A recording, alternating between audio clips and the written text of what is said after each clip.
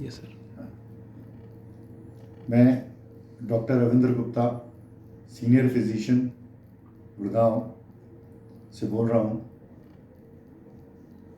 मेरा आप सबसे ये निवेदन है और ये कहना है कि डेंगू आजकल और इतने सालों से जो डेंगू की महामारी हमारे देश में हो रही है, उसमें सब लोग प्लेटलेट्स के पीछे काफ़ी परेशान रहते हैं और सारी भाग दौड़ प्लेटलेट की होती रहती है और लोग सिर्फ प्लेटलेट ही टेस्ट करते रहते हैं और कुछ और टेस्ट नहीं करते।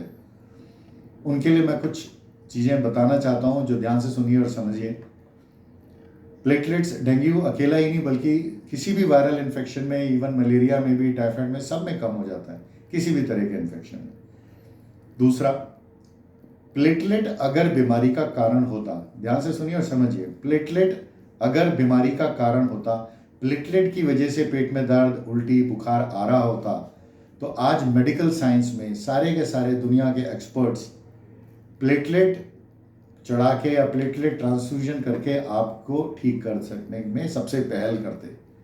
प्लेटलेट बढ़ाने से अगर बीमारी ठीक होती तो प्लेटलेट कम होते ही या प्लेटलेट कम होने से पहले ही हम हर मरीज को प्लेटलेट देके ठीक कर देते। तो दुनिया में कोई भी डॉक्टर या WHO प्लेटलेट्स जब तक 10,000 से नीचे ना हो जाएं उसको ट्रांसफ्यूजन करने की परमिशन नहीं देते हैं। वो सिर्फ इसलिए कि प्लेटलेट्स पर से किसी भी तरह की तकलीफ नहीं करता है।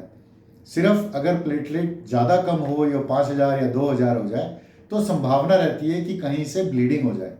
सिर्फ उससे बचने के लिए हम प्लेटलेट देते हैं अगर 10,000 से कम हो।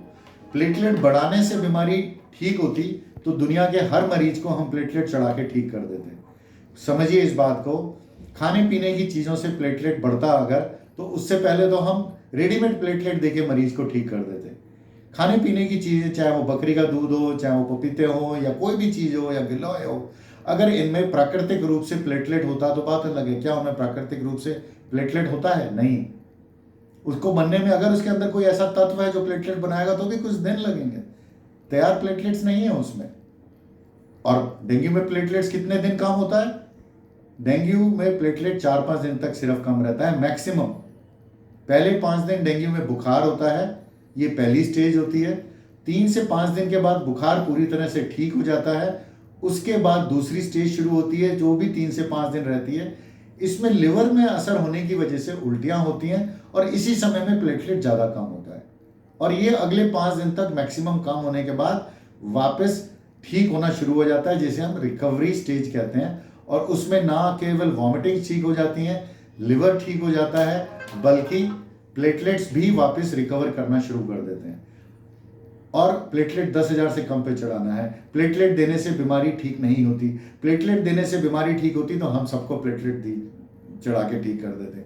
कृपया इस बात को समझिए, अंधविश्वास ना करें। डेंगू से डरने की जरूरत नहीं है। और इसके प्लेटलेट्स की बजाय हम मरीज को जो लिवर की समस्याएं, दूसरी समस्याएं, उसके खान पान का ढंग से दें जिससे कि वो कमजोरी ना आए और प्लेटलेट के पीछे हम अपने आप को बहुत परेशान ना करें। यही मेरी सबसे विनती है। धन्यवाद।